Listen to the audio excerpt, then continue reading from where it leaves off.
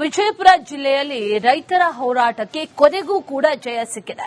Republic Kannada ವರದಿ ಹಾಗೂ ರೈತರು 5 ದಿನಗಳ ಕಾಲ ಧರಣಿಯನ್ನ ನಡೆಸಿದ್ರು, ಸತ್ಯಾಗ್ರಹವನ್ನ ನಡೆಸಿದ್ರು. ಅಧಿಕಾರಿಗಳ ಕಣ್ಣು ತೆರೆಸಿದೆ. ಇದು ಈ ಬಗ್ಗೆ ಕಂಪ್ಲೀಟ್ ರಿಪೋರ್ಟ್ ಇದೆ, ನೋಡ್ಕೊಂಡ್ಬನ್ನಿ. ಅನ್ನದಾತರ ಹೋರಾಟಕ್ಕೆ ಕೊನೆಗೂ ಸಿಕ್ತು ಜಯ. ರಿಪಬ್ಲಿಕ್ ಕನ್ನಡ ವರದಿ ಬೆನ್ನಲ್ಲೇ ಕಾಲುವೆಗೆ ಬಂತು ನೀರು. ಕಳೆದ 5 ದಿನಗಳ ಹೋರಾಟಕ್ಕೆ ಜಯ ಸಿಕ್ಕಿದೆ. ನಿರಂತರ ಧರಣಿ ಸತ್ಯಾಗ್ರಹದಿಂದ ಅಧಿಕಾರಿಗಳ ಕಣ್ಣು ತೆರೆಸಿದೆ. ರಿಪಬ್ಲಿಕ್ ಕನ್ನಡ ವರದಿ ಬೆನ್ನಲ್ಲೇ ಕಾಲುವೆಗೆ ನೀರು ಬಿಡಲಾಗಿದೆ.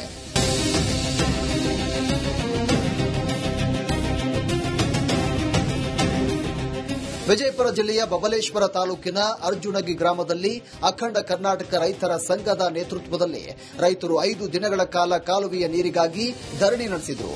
ಮುಳವಾಡ ಏತ ನೀರಾವರಿ ಯೋಜನೆಯ ಮಲಘಾಣ ಪಶ್ಚಿಮ ಕಾಲುವೆಯ ಕೊನೆ ಅಂಚಿನವರೆಗೂ ನೀರು ತಲುಪ್ತಾ ಇಲ್ಲ. ಇದರಿಂದ ಕಾಲುವೆ ವ್ಯಾಪ್ತಿಯ ರೈತರು ತೀವ್ರ ಸಂಕಷ್ಟಕ್ಕೆ ಸಿಲುಕ್ತಾ ಇದ್ರು. ಆದರೆ ಈ ಬಗ್ಗೆ ರಿಪಬ್ಲಿಕ್ ಕನ್ನಡ ವರದಿ ಬೆನ್ನಲ್ಲೇ ಅಧಿಕಾರಿಗಳು ಎಚ್ಚೆತ್ತುಕೊಂಡಿದ್ದಾರೆ.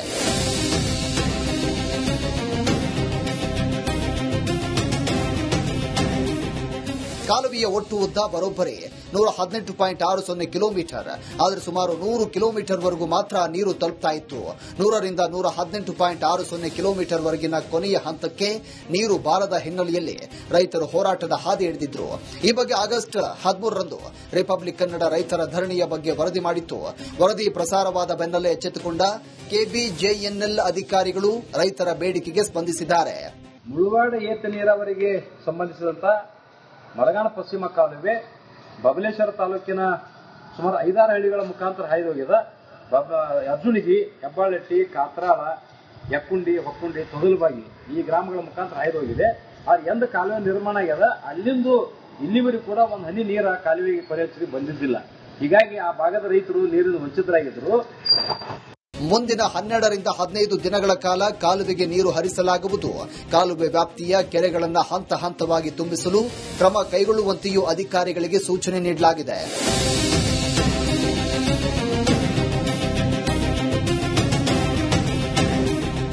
ಆದರೆ ಇದೇ ಸಂದರ್ಭದಲ್ಲಿ ಅಧಿಕಾರಿಗಳ ತಪಾಸಣೆಯಲ್ಲಿ ಮತ್ತೊಂದು ಗಂಭೀರ ಸಂಗತಿ ಬಯಲಾಗಿದೆ. ಮಲಘಾಣ ಪಶ್ಚಿಮ ಕಾಲುವೆಯ ಕೆಳಭಾಗದಲ್ಲಿ ಸೈಫನ್ ಹೊಡೆದು ಅಕ್ರಮವಾಗಿ ನೀರು ಪಡಿತಾ ಇದ್ದ ಸುಮಾರು 30 ಪ್ರಕರಣಗಳು ಪತ್ತೆಯಾಗಿವೆ.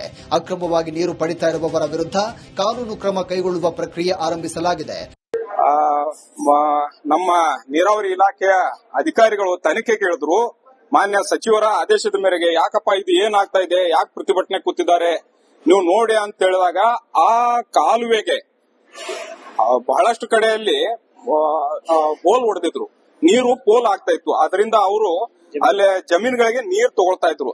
ಎಲ್ಲರಿಗೂ ಅಕ್ರಮವಾಗಿ ನೀರು ತಗೊಳ್ತಾ ಇದ್ರು. ರೈತರ ಧರಣಿ ರಿಪಬ್ಲಿಕ್ ಕನ್ನಡದ ವರದಿ. ಅಧಿಕಾರಿಗಳ ಸ್ಪಂದನೆಯಿಂದ ಕೊನೆಗೂ ಮಲಘಾಣ ಪಶ್ಚಿಮ ಕಾಲುವೆಯ ಕೊನೆ ಅಂಚಿಗೆ ನೀರು ಹರಿಸುವ ಭರವಸೆಗೆ ರೈತರು ಖುಷಿಯಾಗಿದ್ದಾರೆ. ಹೋರಾಟಕ್ಕೆ ಧ್ವನಿಯಾದ ರಿಪಬ್ಲಿಕ್ ಕನ್ನಡಕ್ಕೆ ರೈತ ಹೋರಾಟಗಾರರು ಧನ್ಯವಾದ ತಿಳಿಸಿದ್ದಾರೆ.